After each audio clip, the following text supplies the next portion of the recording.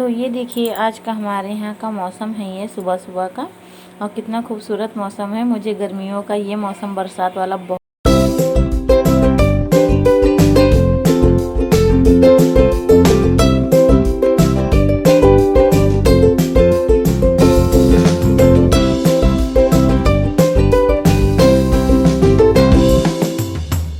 और मौसम को दिखाने के बाद मैं आ गई हूँ किचन में। तो यहाँ पे मैं बना रही हूँ दाल चावल सब्जी रोटी।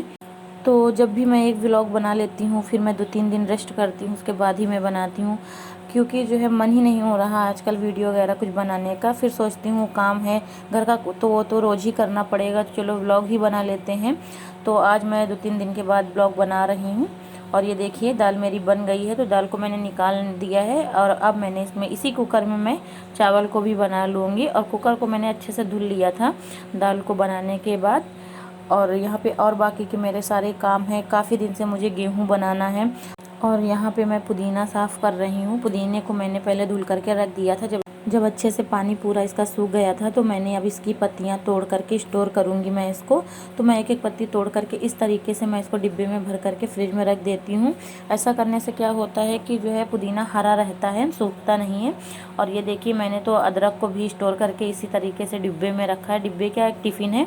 और हरा धनिया भी मैं पहले धुल करके रख देती हूँ, जब उसका पानी सूख जाता है तो मैं कट करके एक बड़े से डिब्बे में बंद करके रख देती हूँ, जिससे कि ठंडक रहे लेकिन हवा ना लगे। और जो है अभी मैं यहाँ पे जो है सारी सब्जियाँ साफ़ करके और पुदीना धनिया ये सब साफ़ करके कट करके मैंने फ्रिज में लगा दिया है। और अभी मैं जा रही हूँ रोटियाँ सेकने। अगर हम अपने घर में काम करना चाहें तो बहुत सारे काम रहते हैं, तो मैं सिंपल सा ही खाना बना रही हूँ। मैंने कोई रेसिपी अलग से नहीं शेयर की है। और शादी के पहले तो मैं घर का कोई काम नहीं करती थी, क्योंकि पहले मेरी दीदी थी यानी कि मेरी बड़ी बहन, उनकी शादी जब नहीं हुई थी तो सारा काम वो करती थी। मैं सिर्फ अपना खेल कूद पढ़ाई लिखाई यही करती थी। और जब मेरी बहन की शादी हो गई तो मम्मी ही करने लगी काम। थोड़ा बहुत मैं करती थी, ऐसा नहीं कि मैं बिल्कुल भी नहीं करती थी, लेकिन मेरे ऊपर क्योंकि मैं पढ़ाई भी करती थी, पढ़ाई करने के साथ मैं पढ़ाती भी थी और मैं जॉब भी करती थी, तो मेरे पास बहुत ज़्यादा काम था। मैंने साथ साथ में कंप्यूटर भी सीखा था। पहले मैंने स्कूल में पढ़ाया, वहाँ जब छुट्टी होती थी उसके बाद मैं कंप्यूटर सीखने चली जाती थी। तो मेरे पास सिर्फ रात का ही टाइम बचता था, जिसमें मुझे थोड़ा बहुत और काम करना पड़ता था कंप्यूटर वगैरह का, और उसके बाद मेरे पास टाइम नहीं रहता था।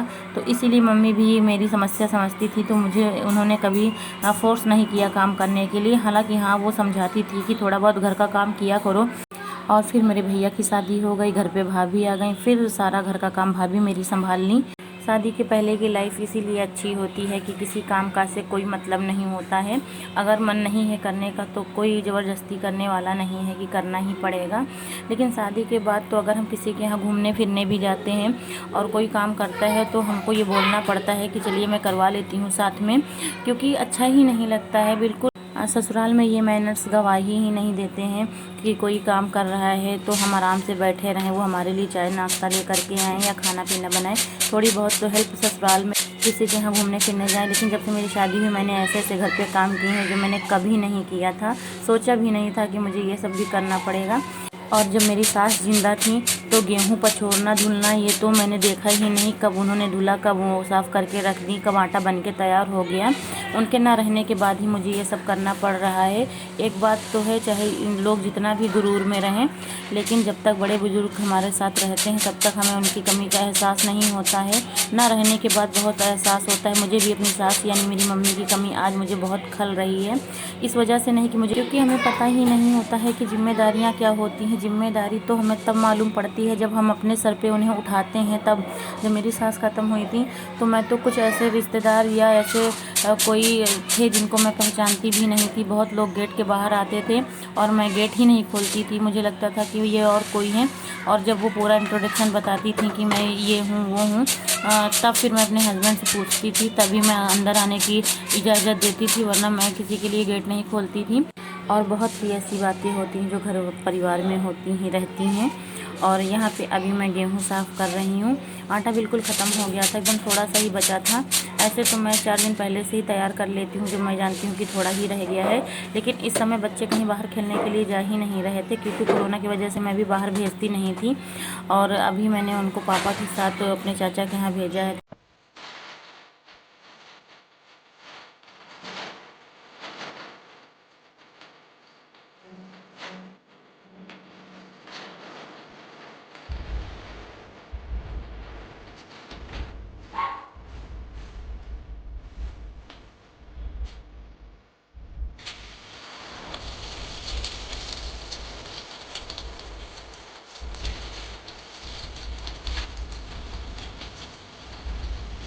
और यहाँ पे अभी मैं धुल रही हूँ कपड़े। कपड़े इसलिए मुझे हाथ से धुलने पड़ रहे हैं क्योंकि वॉशिंग मशीन मेरी ख़राब हो गई है, तो सारी मेहनत मुझे हाथ से करनी पड़ रही है।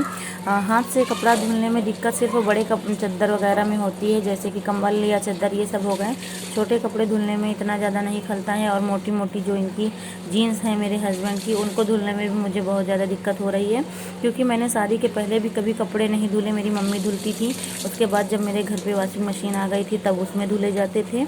तब मैंने शादी के पहले कभी कपड़े धुले ही नहीं थे। आप लोग सोच रहे होंगे कि मैं अपने बारे में कितनी तारीफ़ कर रही हूँ, तो ये सही बात है।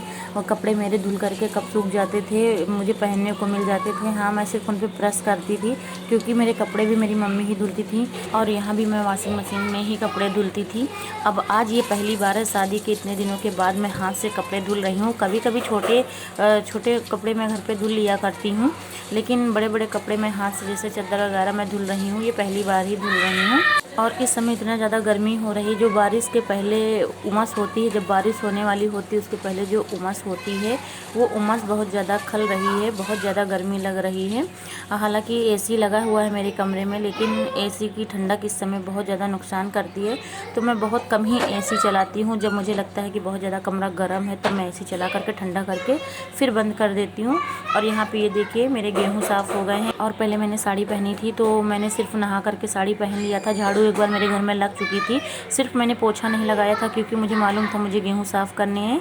नहाने के बाद मैं सीधे किचन में जा कर के खाना बनाने लगी थी। खाना बनाने के बाद मैंने गेहूँ साफ़ किया और दोबारा मैंने झाड़ू भी लगाई पूरे घर में। फिर मैंने कपड़े बर्तन ये सब किया और अभी सिर्फ ये मेरा लास्ट काम है पोछा लगाना, उसके बाद मेरा सारा काम क्लीन हो जाएगा। मैंने